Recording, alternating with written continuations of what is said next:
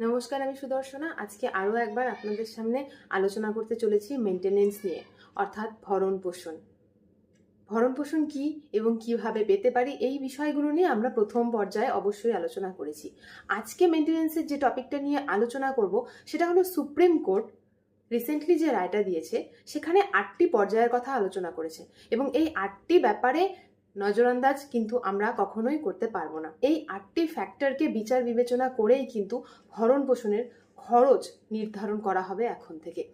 তো এই 8টি বিষয় কি কি এবং কিভাবে কাজ করবে এই বিষয়ে জানবার জন্য সঙ্গে থাকুন ভিডিওটির শেষ পর্যন্ত। ভরণ পোষণ মানেই কিন্তু অর্থনৈতিক একটা ব্যাপার এবং এই অর্থনৈতিক ব্যাপারটা যখনই আসে একটা স্বামী এবং স্ত্রীর মধ্যে, তখনই কিন্তু বুঝতে হবে ব্যাপারটা দুই পক্ষেরই আর্থিক দিক এবং পরিস্থিতি বিবেচনা করে তারপরেই আনা হবে। তো এই ক্ষেত্রে সুপ্রিম কোর্ট যে 8টি ফ্যাক্টর উল্লেখ করেছে, যেই দিকগুলো প্রত্যেকটা ভরণ পোষণের, প্রত্যেকটা মেনটেন্যান্সের খরচ নির্ধারণ করার সময় ভীষণভাবে এখন থেকে মাথায় রাখতেই হবে, সেই দিকগুলো নিয়েই আজকে আমাদের আলোচনা। তো চলুন শুরু করা যাক।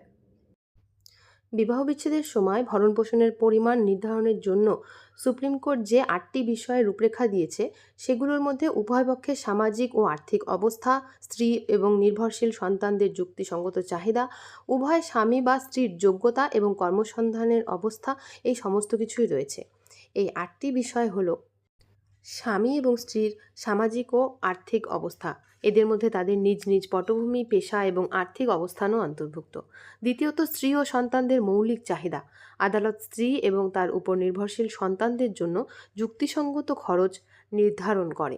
তৃতীয়ত, উভয় পক্ষের যোগ্যতা এবং চাকরি, এটি তাদের শিক্ষা, দক্ষতা এবং বর্তমান কর্মসংস্থানের অবস্থা বিবেচনা করে। চতুর্থত, আয় এবং সম্পদের উৎস। আদালত স্বামী এবং স্ত্রী উভয়ের জন্য উপলব্ধ আয়, সম্পদ এবং অন্যান্য আর্থিক সম্পদ পরীক্ষা করে। পঞ্চমত, বিবাহকালীন জীবনযাত্রার মান। এটি তার স্বামী এবং তার পরিবারের সাথে থাকার সময় স্ত্রীর উপভোগ করা জীবনধারাকে বোঝায়। ষষ্ঠত, যদি স্ত্রী তার চাকরি ছেড়ে দেন পারিবারিক দায়িত্ব পালনের জন্য, তাহলে এটি কিন্তু বিবেচনায় নেওয়া হয়। সপ্তমত, কর্মহীন স্ত্রীর মামলা মোকদ্দমার খরচ।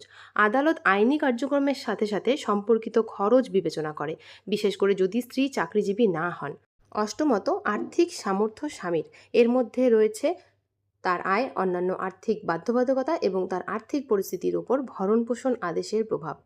আইনি বিশেষজ্ঞদের মতে এই বিষয়গুলো কোনো কঠোর সূত্র নয়, বরং ভরণ পোষণের ন্যায্য ও ন্যায্য মূল্য নির্ধারণ নিশ্চিত করার জন্য একটি তালিকা বা নির্দেশিকা। খুব সহজে এবং সংক্ষেপে এই 8টি দিক আমরা আলোচনা করলাম। আশা করি আপনাদেরও সুবিধা হবে যারা এই ধরনের কেসের ক্ষেত্রে এগোতে চাইছেন অথবা যারা এই ধরনের কেসে ফেঁসে রয়েছেন, সবারই।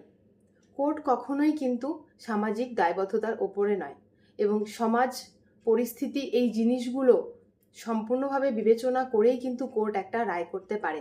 সেক্ষেত্রে ছোট্ট একটা সাজেশন এটা, যে কখনোই যারা মেনটেনেন্স ক্লেম করছেন এমন কিছু রকম ক্লেমই করবেন না যেটা আপনার বিপরীত পক্ষের, অর্থাৎ আপনার হাজব্যান্ডের বা স্পাউসের দেওয়াই সম্ভব নয়। যখনই আপনি কোনো মেনটেনেন্স ক্লেম করছেন, একটা জিনিস অবশ্যই মাথায় রাখবেন যে আপনার পরবর্তী বা আপনার বিপরীত দিকে যে মানুষটা দাঁড়িয়ে রয়েছে, যার কাছ থেকে আপনি মেনটেনেন্স আদায় করতে চাইছেন, তার আর্থিক দিক কতটা সুস্থ, স্বাভাবিক এবং সবল। মেনটেনেন্সের ক্ষেত্রে এই বিষয়টা কিন্তু ভীষণ মাথায় রেখে তারপরেই ক্লেম করা উচিত। এই ধরনের যে কোনো প্রশ্ন যদি থাকে তাহলে অবশ্যই কমেন্ট বক্সে জানাতে পারেন। ধন্যবাদ।